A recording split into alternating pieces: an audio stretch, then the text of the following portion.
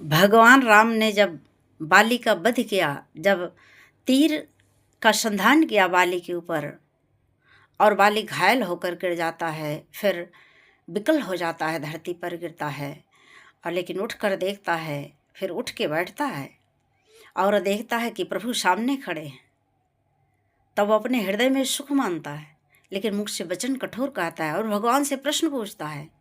और फिर भगवान ने जो उत्तर दिया है वह हम समाज को उस प्रश्न के उत्तर से, बाली के प्रश्न के उत्तर से समाज को सीख लेनी चाहिए। भगवान ने क्या उत्तर दिया, हम कहा गया है कि पर बिकल महेश्वर के लागे, अपने उठी बैठी देखी प्रभु आगे। हृदय प्रीति मुख वचन कठोरा, अब बोला चितय राम की ओरा। और बोलता है कि धर्म है तो अवतर हो गोसाई, अमार हो मोहि व्याध की अनाई। बाली विकल होकर गिरता है, फिर उठ के देखता है भगवान प्रभु श्री राम सामने खड़े हैं और पहचान जाता है। वह जान जाता है कि ये कोई साधारण वनवासी नहीं है, ये कोई राजकुमार नहीं है, ये स्वयं परम ब्रह्म परमेश्वर है।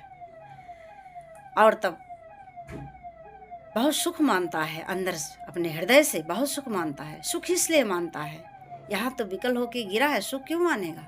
लेकिन वो भी ज्ञानी है, वो पूछता है भगवान से, लेकिन सुख मानता है। किस लिए सुख मानता है, इसलिए कि जन्म जन्म मुनि जतन कराही, अवंत राम कही आवत नाही। कि जन्म जन्म मुनि जतन कराही, अवंत राम कही आवत नाही। जोगी मुनि जति जन्म जन्म कितने यत्न करते हैं, कितना प्रयास करते हैं, तप करते हैं, तप जप तप व्रत उपवास करते हैं, फिर भी राम अंत समय में राम का नाम नहीं आता मुख से। जब हम जीवन भर अभ्यास किए रहते हैं या जीवन भर भगवान के चरणों में अपने मन को लगाए रहते हैं, तो बड़े भाग्य से भगवान का नाम अंत समय में आता है। लेकिन वही राम जिसे योगी मुनि जति मुनि नहीं पाते हैं, वही राम, वही पर ब्रह्म परमेश्वर राम के रूप में